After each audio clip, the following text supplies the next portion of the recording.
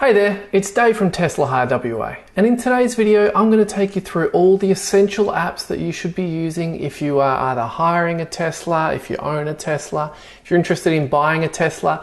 Be sure to check out these apps that are going to make your experience driving a Tesla a whole lot better.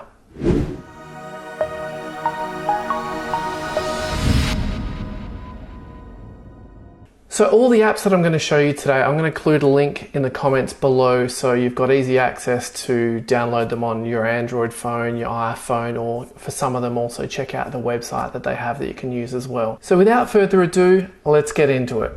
Okay, so the first app that every Tesla owner should have installed is the official Tesla app. So we're going to go and check that out now.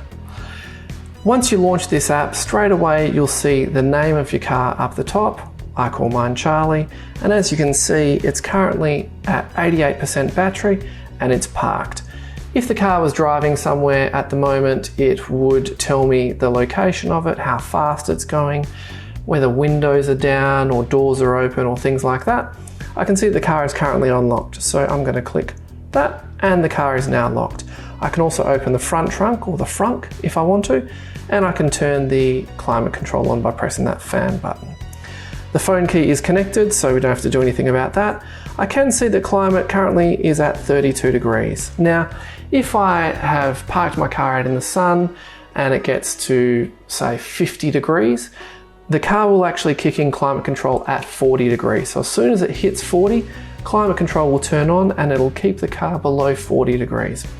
At the moment it's 32 degrees, which is still pretty warm, and if I'd just finished a meeting or wanted to jump back in the car to go somewhere, a few minutes before I'm ready to hop in, I would simply click turn on climate control, and as you can see that will turn on immediately, and mine's set to 19 degrees, which is pretty nice and cool and fresh, and it will only take a couple of minutes for the car to get down from 32 degrees down to 19 degrees. So I'll leave that on just for the sake of seeing how long that takes. After that, we have controls. So here I can tap on vent to slightly wind down the windows and turn climate control on to flush out all of the hot air. I can unlock the car if I want to. I can flash the lights, honk the horn, start the car, open the front trunk or the front, or open the rear trunk. I can also turn on valet mode. So if I am having a valet take my car to park it for me, if I'm staying at a hotel or going to a nice restaurant, I can turn that on so that we don't have a repeat of what happened in Ferris Bueller's Day Off. Sentry mode is fantastic, and although it's currently switched off because I'm at home, anytime I park my car anywhere other than home, Sentry mode is automatically switched on. What this does is anytime there's any activity close to the car or anything that touches the car while the car is parked, it'll automatically start recording what is happening. So that if someone walks past and knocks the car, or someone pulls into a car park and hits the car with their car, it records it automatically, and so it will hopefully capture their registration so that they can be used for insurance purposes.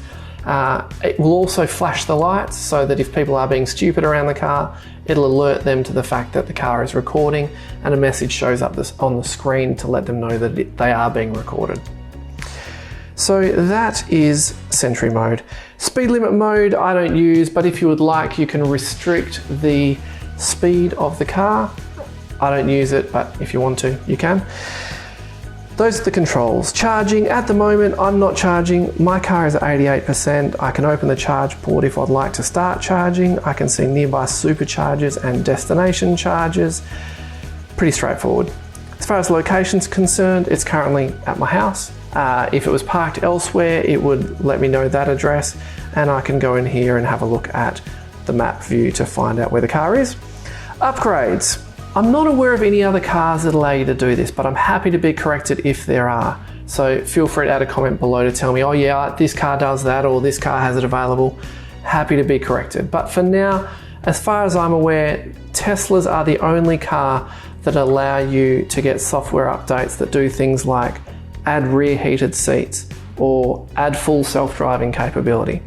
Now, I don't think full self-driving capability is currently worth $10,100 based on what it can actually do right now. A lot of the people who do buy that are buying it on the promise of what it will be able to do in the future. But personally, I think I'll save my credit card the pain of $10,600 and cancel out of that string quick smart.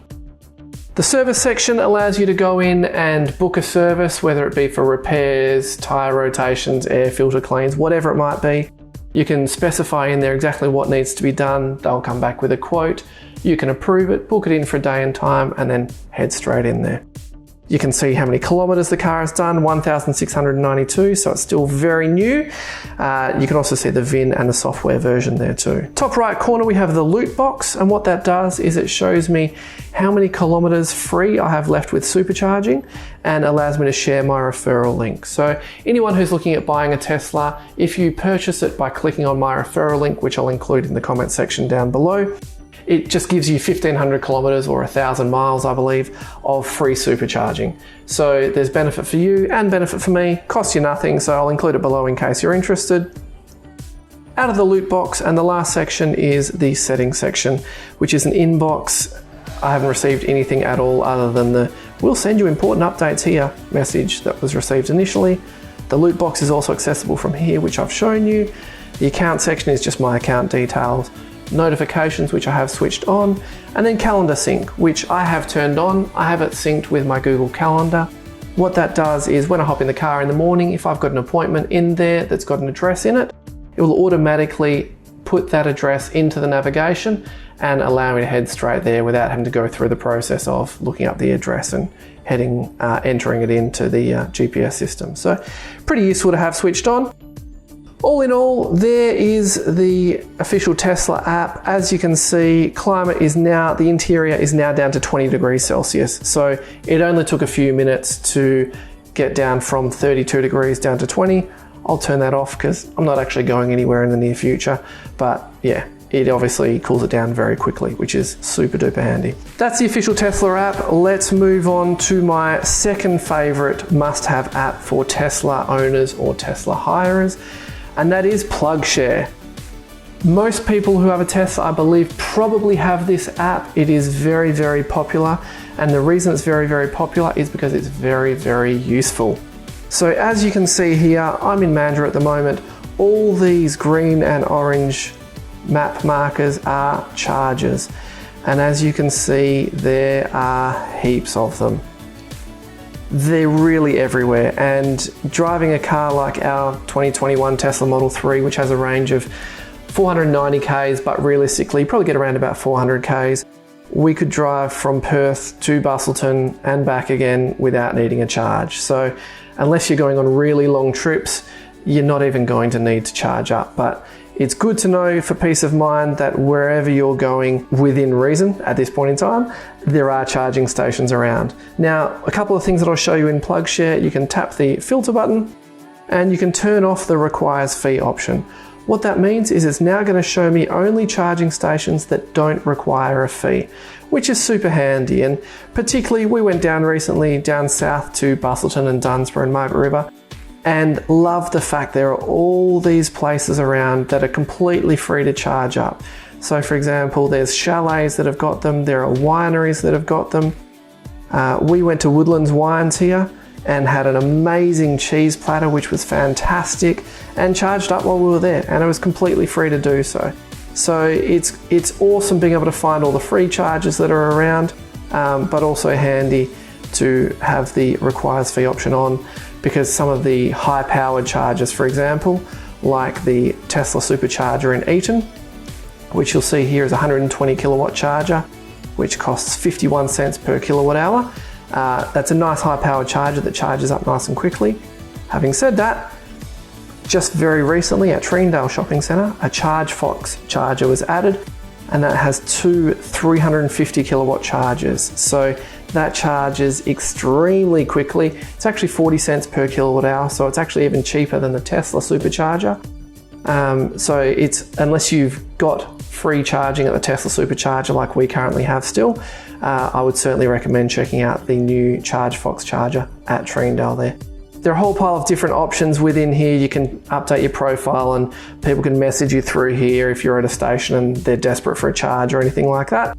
All in all, extremely helpful, an absolute must-have. So if you are hiring our car for a day, a weekend, a week, or if you have your own Tesla or other electric car, Definitely download PlugShare. It is an absolute asset to have. You can also filter it by plug types. So Teslas, there are a couple of different plug types that you can have if you've got older Teslas, like older Model S's, for example. You can filter to just have chargers appear that have the chargers that suit your car, or if you've got adapters, you don't have to worry too much about that. But all in all, highly recommend it. Download it. It's an absolute no-brainer. It is completely free. Before you're going out in the car, download it and check it out. The next must-have app, as far as I'm concerned, is ABRP, which stands for a better route planner or a better route planner, depending on what side of the train tracks you grew up on. So this app allows you to map out journeys and say where you want to go from and to, and it will tell you exactly where you should charge, how long it's going to take, how long you should charge for, and again, for big journeys, like I said, it's extremely handy. Let's do a bit of a test run and say we want to go from Mandurah Station to, let's say, Busselton Jetty. We'll click on the Go button and it will tell us that it's going to take 1 hour 42, it's 159 kilometers and 0 minutes for charging, because 142 Ks, we don't even need to charge up. So not particularly useful for this scenario, but let's say we wanted to add another destination. So let's say after we go to Busselton Jetty, we want to head down to Albany. Let's say we love the cold and we would much rather be in the freezing cold and the wind than the glorious sunshine, and we want to head down to Albany. So we add that as a waypoint, we hit the Go button, and now what it's going to tell us is the most efficient way for us to get to those destinations. And as you can see, it's going to take 7 hours and 50 minutes in total, being 7 hours and 4 minutes driving 565 kilometers. And 46 minutes for one charge. So if we just pull that up a bit, we can see it's just going from Mandurah Station down to Busselton Jetty. We'll end up at 40% charge. From there, we should head to the Eaton Supercharger and charge up from 21% to 100%, which they say is going to take about 46 minutes and cost us $19.83. From there, we can then head to Albany. It'll take us 4.5 hours. And we will arrive there with 10% battery. So as you can see, we can get all the way from Mandurah to Busselton and then down to Albany with only one charging stop along the way. We can go back and add as many different waypoints along the way if we wanted to. So let's say we want to go to Margaret River Chocolate Company. There we go. But we want to do that after Busselton. There we go. So we want to go from Mandurah Station, Busselton Jetty, Margaret River Chocolate Company, and then to Albany. We'll update that. So now what it tells us is that we're going to need to charge up twice for a total of 55 minutes. So what it means is that we're going to still go straight. In fact, what it says is that we should go from Mandurah to the charging station, charge up a little bit, just for 8 minutes it says, at the Eaton Supercharger, which will then allow us to go all the way to the Busselton Jetty, all the way to the Margaret River Chocolate Company, and then we can charge up again at the Eaton Supercharger and then head back to Albany from there. So if you are planning long journeys with multiple stops along the way or no stops along the way, this will help map out exactly where you should stop. Now, in WA, we only have one Tesla supercharger and it's just in Eaton. In other places, there are lots of them, so your car will actually map out the Tesla superchargers you can stop at on the way. But where there aren't a lot of Tesla superchargers, like in WA, an app like a Better Route Planner is extremely helpful to help map out where you should charge along the way. So if you're doing long journeys, I recommend getting it. If you're not, I wouldn't bother too much about it. PlugShare will be useful enough for you, but that's what a Better Route Planner does. Next up, Chargefox is also an extremely useful app to have, and the reason for that is that while PlugShare has all charging stations mapped out on it, including the Chargefox chargers, to get the Chargefox app allows you to set up an account so that when you arrive at any of the Chargefox charging stations, you can use that account to charge your car. So because they are paid stations, you need to have an account, so you need to link a credit card. So as you can see, there are plenty of Chargefox charging stations down here around the southwest, all the way down through and into Albany and Kojonup and all through there. So if you're hiring our Tesla Model 3, it actually includes free charging. So you can stop off at the Eaton Tesla Supercharger and charge up for free, and we pick up the tab for that. And similarly, we have an RFID card linked to our Chargefox account, so that if you want to rock up at the Australian Chargefox charging station and charge the car up there at 350 kilowatts, which will charge it extremely quickly, you can do so using the RFID card that we'll provide to you. You can charge up completely for free, we'll pick up the tab for that, and you can continue on your way. So there you have all the Chargefox charging stations around. There are heaps of them over in the eastern states as well. As you can see, there are plenty across Western Australia, and they're actually a little bit cheaper than the Tesla Supercharger. So as you can see, it's 40 cents per kilowatt hour. I'm an NRMA member, so I get 20% off that. So it works out to 32 cents per kilowatt hour, as opposed to the Tesla Superchargers, which I think are about 51 cents per kilowatt hour. So unless you've got the free charging available through the Tesla Superchargers, you might as well charge up at the Chargefox charging station, because not only is it cheaper, but with 350 kilowatts, it's also going to be super fast. Finally, I have another app called EV, which I won't actually go into because, well, I will go into it, but I'll just show you. There are no EV charging stations in Western Australia. That is different over East, I believe, but over here there aren't any. If you're over in the eastern states or elsewhere where the EV network has charging stations, by all means get it, but I'm going to uninstall it because I don't actually have any stations in my state. So those are what I consider to be the 4 must-have apps for any Tesla owner or anyone who's driving a Tesla, whether it be hiring one or borrowing a friend's car. Those are the 4 apps that you should definitely check out. However, there are 3 other apps that I haven't touched on, and that's because I haven't had much experience with them, but I thought I'll mention them because they do seem quite interesting. What they are is they're data logging apps. So they track your usage of how much energy you use while you drive, how often you charge up, all that kind of stuff. So for anyone who's interested in data, there are 3 that I've come across that are worth a look. Those 3 are called TesLab, Teslafy, and TeslaMate. And from what I've seen from each of the 3 of them, they provide really, really deep, insightful data on your usage and your driving of a Tesla. So it's not really going to be useful or accessible for someone who's just hiring a Tesla, but if you've got your own Tesla and want to check them out, I'll include links to all 3 of them in the comments below so you can take a look at those and see whether or not they would be useful for your needs. And if you do try them out, add a comment below and let me know which one or which ones you tried out and how you find them, whether they're useful or not to you, and what you think of them. Thanks for watching today's video. I hope you found it useful and insightful, and if there are any other apps that I've missed that you find extremely useful as a Tesla owner, please add them in the comments below. I'm always on the lookout to find other things that are going to be useful to enhance my experience of driving a Tesla. Finally, if you're interested in hiring out our 2021 Tesla Model 3, head to teslahirewa.com, and if you check out the comments below, I'll actually include a coupon code so you get 25 bucks off your first rental. As per usual, thanks for watching. If you liked it, hit the thumbs up, subscribe if you want to, and be sure to keep an eye out for further videos in the future.